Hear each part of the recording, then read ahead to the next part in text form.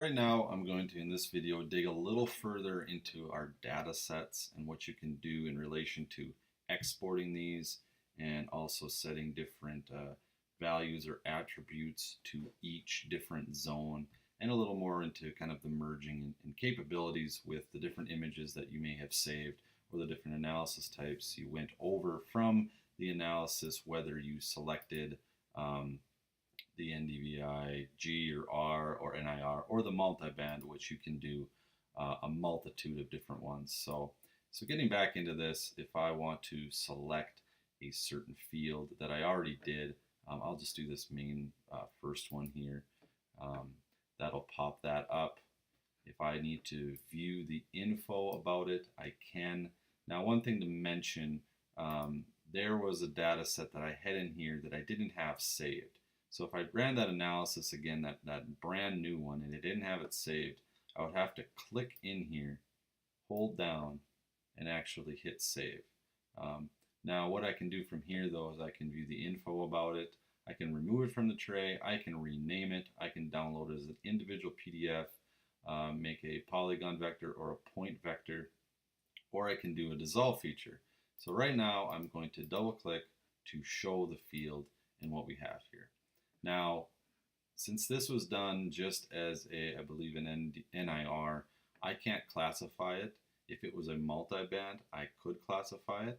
So, looking into that, I'll go through that a little more too, into the merging features. But if you already have one saved from, say, it came from LandScout, or you were in our IQ feature and you saved and did some analysis in the fields, and you want to export, it's as simple as either selecting the one you want, hitting export. I can just do it as a basic geotiff to go into another file or any of these others as the file itself. I can change the projection depending on the system and what that's needed, or the controller potentially. I can just do a PDF from here, or I can just click it and export this into any software you want, just by hitting the checkmark button. I'm not going to do that right now. What I'm going to do though is I'm going to show you some of these other tools here. So the dissolve feature is nice because you get some of these little circles in tiny zones in here that, if you ran over with, say, a sprayer or something, or a larger boom, it's just going to kind of get in the way. So I'm going to dissolve any area smaller than, let's just say, 90 feet. So that'll take out a lot of these little small zones that might get in the way. And as you see, it doesn't look like it changed here. It's because we're still on our original image. So we take that off, we go to the unedited version. So this is, or the edited version, which is unsaved. So you say it took out those little specks on there, and you can go further if you want. But as you notice, this is the base one. So those little specks are in there. If I go back to the edited image, I'm going to take that off. Some of those areas are removed. Now this isn't saved. This is kind of like I mentioned before. If you have a new analysis from a satellite image, you need to save that. So it's as simple as download or clicking on it, clicking and holding, and saving it, and you can call it whatever you want. I usually like to say dissolve 90 feet, for instance, on this one. So that'll save that as that designation, and that'll help when you want to create variable rate maps, so you don't get those little tiny areas. And if you're going over them at, say, 10 miles an hour, it's probably not going to affect anything anyways or change anything, but it is one thing to change if you really want to. Many other tools have the same or similar features. So once this is saved, we can get in kind of to the next piece, which is, what do we do with this edited image? I'm going to make it a polygon vector. Now what this is going to do, this is going to wrap each one of these zones with a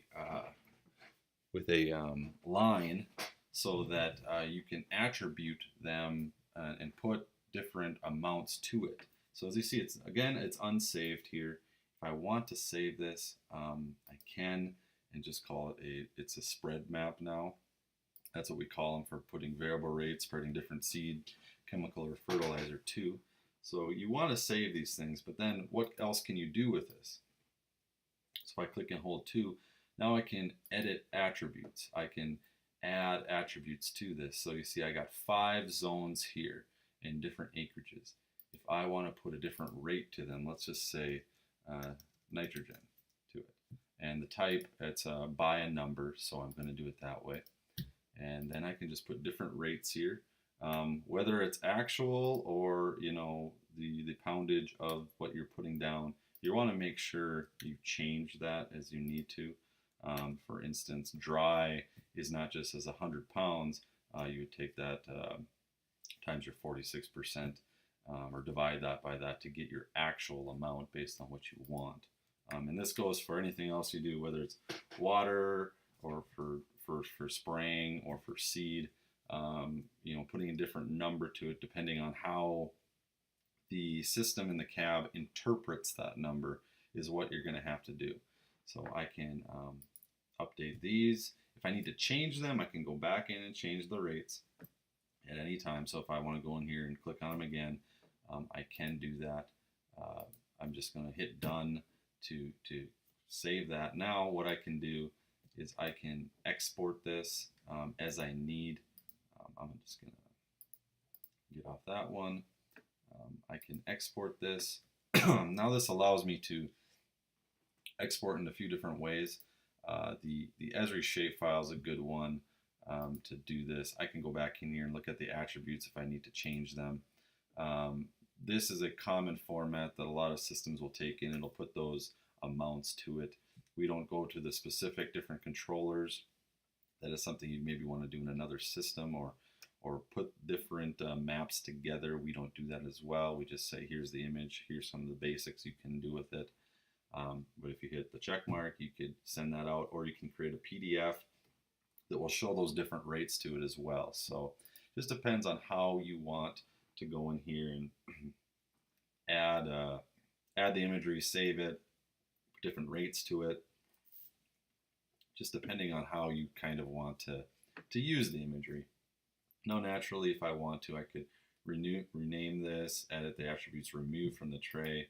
I can view some of the information about just some of the basics of it, but nothing too crazy here. So this is the basics of how to export data in the datasets tray.